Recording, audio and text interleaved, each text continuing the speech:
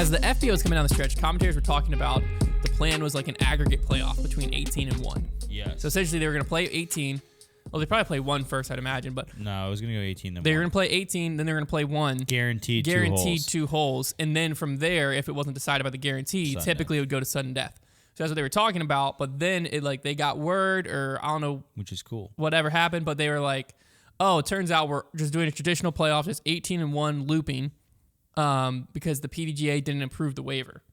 What does that even mean? Like, what does that even mean? This is reason number 5796.48, Section D of why the Pro Tour should be separate from the PDGA. The PDGA is so pretentious that they're like, no, like if you want to differ at all from our playoff rules, like you can't do it. It has to be our rules. Like, oh, what because you have to get a a waiver for again. It's something that makes sense on the C tier level. Like if I want to just run a random event and I want to just throw out these island rules and stuff like that, yes, I should have to go to the PDGA, ask for a waiver so they can get all the details and be like, "What are you trying to do with your tournament? You want to run a national championship on Shotmaker? It's literally not. But for the Pro Tour." Like, I think that it's okay for them to use slightly different rules. It also wasn't even a complex thing. No, it's just they want to do an aggregate playoff. Like which is cool. Like, that's a fun because it's like the final twist. playoff event of the year. Like they get to play 2 signature holes in their playoff, guaranteed. Like, I think that's cool. I think there's an event on the PGA Tour that messed around with that. It may have been the U.S. Open. It was. That did like an aggregate playoff. Yeah, it was.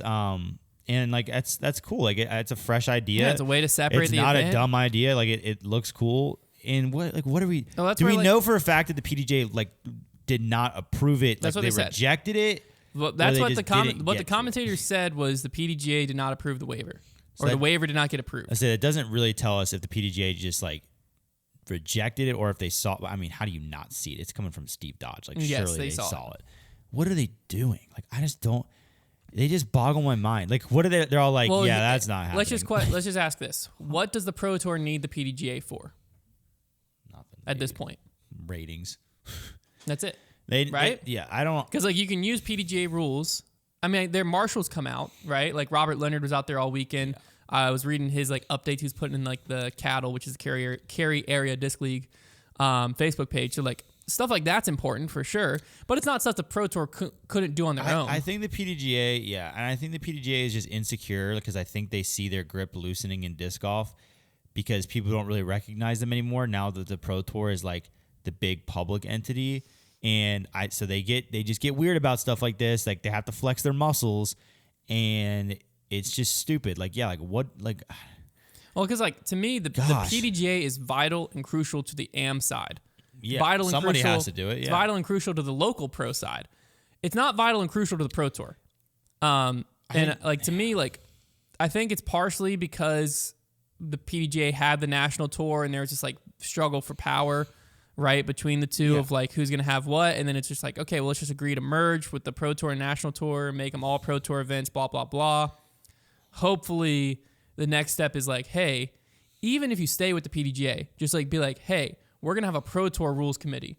And like these rules like can get approved just for Pro Tour events. Yeah. And if I'm a C tier tournament director, a B tier, A tier, whatever, and I reach out to the PDGA and I want to use the Pro Tour rules, it's a simple event. No. Yeah. That's only for Elite Series events. You have a separate category for event. You did that. So why would you not take advantage of that? Like that's what let Jeff Spring make the decision of like, oh, you want to have stroke and distance or something.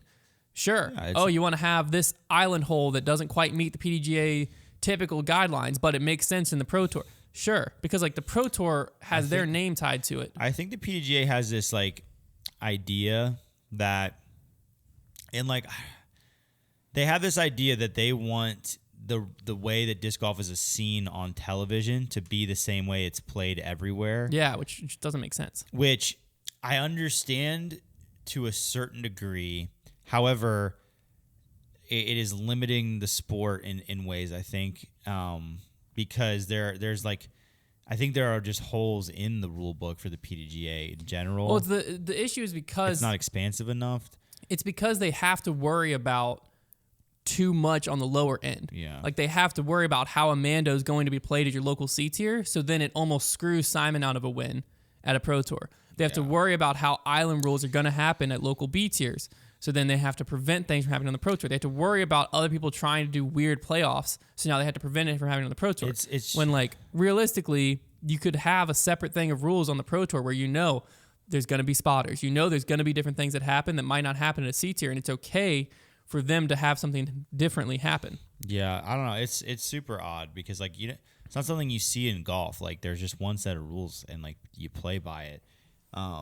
I think disc golf just has, like, you have a few, like, niche things like the Mandos and things like that to where they've got to make rules like that. But, yeah, I don't know. I agree. I think there needs to be some more separation or flexibility. Like, they just need to allow for some flexibility. But, like, we know that the PDGA puts their foot down because, like, when it comes to the most, like, the biggest event of the year, arguably in USDGC, like, it's not even going to have ratings. Like, PDGA. But I'm fine with that. I know, like, but let's make them all X Elite Series. I'm just saying, like, the PDGA doesn't give a frick. Like, they just will not bend to anybody. I disagree because they still let the rules. USDGC be a major. Right, but so they don't put their foot down fully. Well, they put it down enough. Like, what? Because, like, why would they keep ratings out of it if they were actually happy about it? Like, they clearly there's got to be some tension. Well, I'm sure there's tension there in general because the PDGA doesn't have a grip on the USDGC. Yeah, kind of do whatever it wants. Yeah, I think the PDGA has always been a little bit like, if they don't own it, they don't like it. But then there's some things that they do own, like the U.S. women's, and they still don't like it. And they still don't like it. So I don't really know. Man, it just gets further and further apart from the amount of times that I'm like, oh, good job, PDGA. Like, they kind of stink, and by kind I mean they do stink. I randomly just got signed out of my Google Not an account. easy job being in their shoes. They've got a tough crown to wear, but, like, it's not an easy job being the Pro Tour either. And the Pro Tour, more often than not, impresses me with their efforts, and the PDGA does not. Yeah.